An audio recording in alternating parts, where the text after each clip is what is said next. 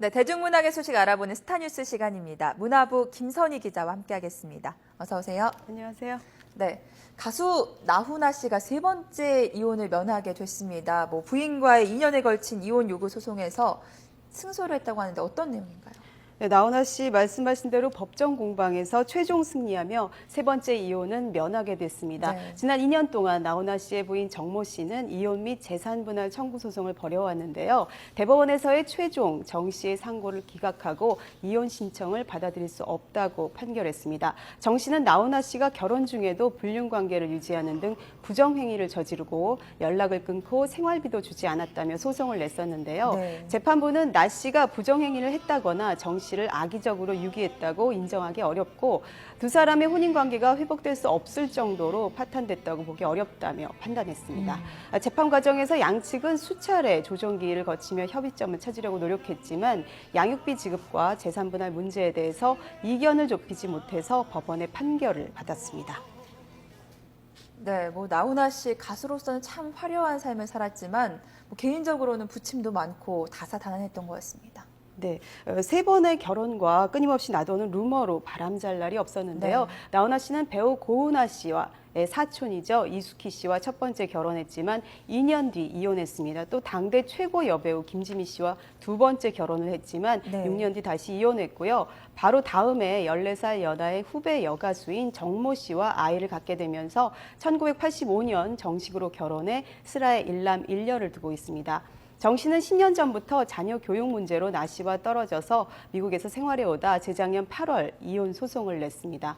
무엇보다 나훈아 씨를 힘들게 한 것은 여배우와의 연문설, 신체를 훼손했다는 각종 루머였는데요. 지금 네네. 기자회견 당시의 화면인데요. 실제로 2008년 기자회견을 통해서 사실 무근이라고 밝힌 뒤 지금까지 모든 활동을 접은 상태입니다. 네, 그때부터 나훈아 씨가 활동도 하지 않고 또 거취도 불분명해서 그런지 병이 발병했다 이런 얘기도 있고 또 잠적했다 이런 설도 있는데 어떻습니까?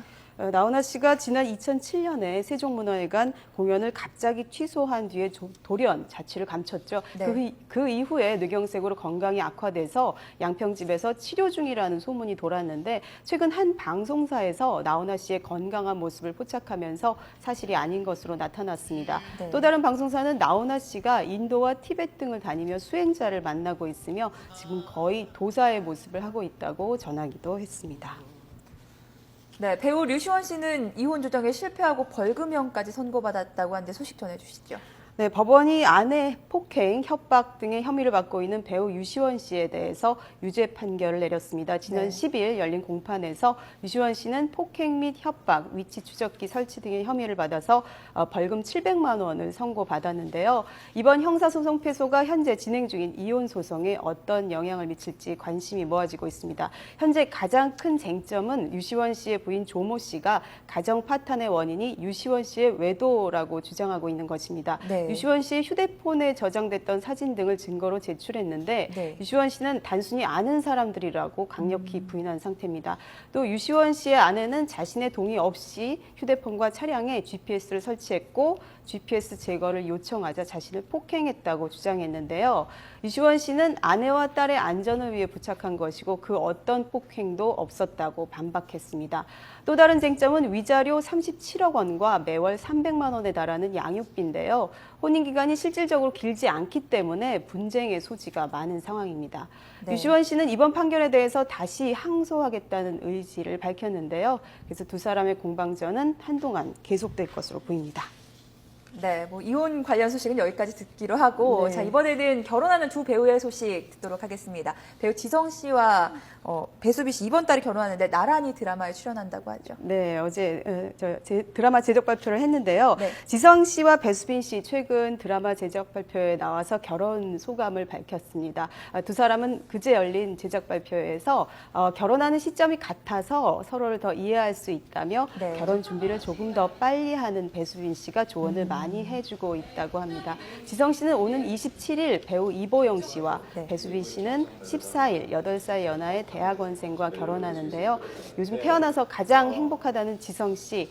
이번 드라마에서는 그동안 연기해온 역할과는 다른 나쁜 남자로 변신합니다. 드라마는 사랑을 믿지 않는 남자와 사랑에 배신당한 여자의 멜로를 그린 내용으로 지성 씨, 배수빈 씨 외에 황정음, 이다희 씨가 주연을 맡았습니다. 배우들의 얘기 한번 들어보겠습니다. 네. 일단 좋은 꿈을 꿨어요. 꿈이 되게 잘 맞는 편인데 그래서 일단 제 개인적인 만족인 것 같아요. 기분이 좋으니까 촬영장에 가도 즐겁고 또 감독님이 되게 즐겁게 해주시니까 또 그냥 기분이 좋은 거죠. 원래는 그 여러분들께서도 아시다시피 제가 이제 9월에 좋은 일을 앞두고 있어서 사실은 좀 지금 시기는 잠시 좀 저의 어떤 그 본연의 생활에 좀 집중하려고 했었는데 결정하게 돼버렸어요. 공통된 화제가 있으니까 네, 처음부터 이야기하기도 굉장히 좀 쉬웠던 것 같고요. 네, 무언의 느낌들은 아마 저희들이 주고받았던 것 같아요. 네. 네, 요새 뭐 가수들뿐만 아니라 연예인들뿐만 아니라 팬들도 참 좋은 일 많이 하는 것 같은데 그룹 JYJ의 박유천 씨 이름을 딴 도서관이 생긴다고 하죠. 네, 그 박유천 씨의 이름을 사용한 박유천 도서관이 설립이 됐습니다. 네. 가수 겸 배우인 박유천 씨의 팬들이 팬클럽 창립 3주년을 맞아서 전라남도 신안군의 한 섬마을에 박유천 도서관을 세운 건데요. 네. 다문화 가정 아이들을 위한 도서관과 공부방 마련을 위해 현금 500만 원과 회원들이 직접 모은 책 9천여 권, 네. 문구 등을 기증했습니다. 박유천 씨의 팬들은 3년 전부터 화상 환자 수술비 1,000만 원을 비롯해 저소득 공부방 지원 등 꾸준히 이웃돕기를 해왔는데요. 이들이 지난 3년간 모은 이웃돕기 금액은 무려 1억 원에 달하는 것으로 알려졌습니다. 네, 이어서 안타까운 소식 전해드리겠습니다. 이 중장년층들에게는 따뜻한 어머니상으로 기억나는 분인데요. 원로 배우 황정순 씨가 병원에 입원했다고 하죠. 네, 배우 황정순 씨가 지병 악화로 병원에 입원했습니다. 올해 87살인데요. 2005년부터 알아온 치매가 악화되면서 지난 9일부터 치료를 받고 있습니다. 현재 황 씨는 가족도 알아보지 못하고 음식도 네. 제대로 못 먹는 상태로 알려졌는데요. 고령인데다가 치매 마지막 단계여서 치료에 어려움을 겪고 있습니다. 황정순 씨 하면 향수 느끼시는 분들 많으시죠? 네네. 1940년 동양극장에서 데뷔해 연극 200여 편, 영화 350여 편에 출연하며 한국의 따뜻한 어머니상을 연기했습니다. 대표 작품으로는 김약국의 딸들, 화산댁, 내일의 팔도강산 등이 있습니다. 네, 황정순 씨 빠른 쾌차 기원하겠습니다. 자, 추석을 앞두고 극장과 영화 소식이 풍성합니다. 이번 주 개봉 영화들 어떤 것들이 있습니까? 네, 연휴를 앞두고 가족 관계를 겨냥한 다양한 판타지 영화가 나왔습니다. 조선시대 격동의 역사 속에서 관상가의 삶을 다룬 한국 영화도 관객을 찾았습니다. 함께 보시겠습니다.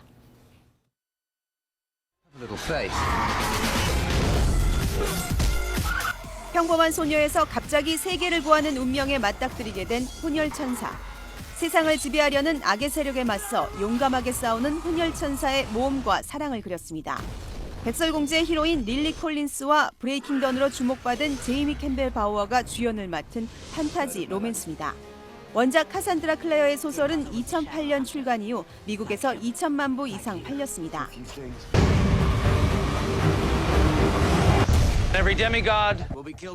지난 2010년 개봉했던 퍼시 잭슨과 번개 도둑의 두 번째 이야기입니다.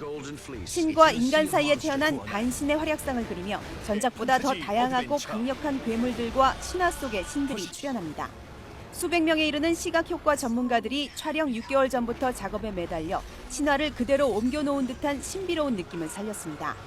듣고 왔소만 여기 그 영원 관상쟁이가 있다고 해서 형님 수양대군이 단종의 자리를 빼앗기 위해 벌이는 계유정난에 조선 최고의 관상쟁이가 끼어들며 벌어지는 이야기입니다. 연애의 목적 우아한 세계의 한재림 감독이 메가폰을 잡고 송강호 씨가 역사의 소용돌이 속에 처절한 삶을 살았던 관상쟁이 역을 맡아 열연합니다. 김혜수, 이정재, 백윤식 등 화려한 캐스팅도 눈에 띄지만 영화 건축학개론에서 납득이로 주목받았던 조정석 씨와 송강호 씨의 맛깔나는 연기 궁합이 인상적입니다. 먹먹한 가슴 안으로 세상이란 무엇인가, 그리고 이렇게 역사의 흐름을 떠나서 반복되는 인간의 욕망이라는 게 무엇인가에 대해서 다시 한번 느끼실 수 있지 않나 하는 생각이 듭니다. 선생님! 네가 웬일이니 여기? 홍상수 감독의 15번째 영화 우리 선희는 오랜만에 학교에 돌아온 선희와 그녀를 둘러싼 세 남자의 이야기를 그렸습니다. 영화는 사소해 보이는 술자리와 일상적인 말들로 가득하지만 그 속에서 유머와 아이러니, 인생의 진실을 만날 수 있습니다. 자극적이고 속도감 있는 영화에 실증을 느낀 관객이라면 가을 분위기가 물씬 풍기는 창덕궁의 정취를 느끼며 잔잔한 재미를 찾을 수 있습니다. 감독님의 다른 영화와는 조금 다르게 이제 가사가 있는 음악이 나와요. 그 음악이 굉장히 매력이 있거든요. 그리고 이렇게 생각을 많이 하지 않으셔도 편하게 보실 수 있을 것 같아요. 같은 아파트 옆집에 살면서도 서로의 존재를 모른 채 살아가는 두 남녀가 서투르지만 진실된 사랑을 시작합니다. 감각적인 영상과 팝, 클래식, 록 음악을 아우르며 젊은 도시 남녀의 꿈과 사랑, 고단함을 솔직 담백하게 담아냈습니다. 열정의 도시 부에노스아이레스의 분위기를 느끼며 고전과 현대 건축의 풍경도 다양하게 감상할 수 있습니다. YTN 김선입니다. 네, 영화계 소식까지 들어봤습니다. 문화부 김선희 기자였습니다. 고맙습니다.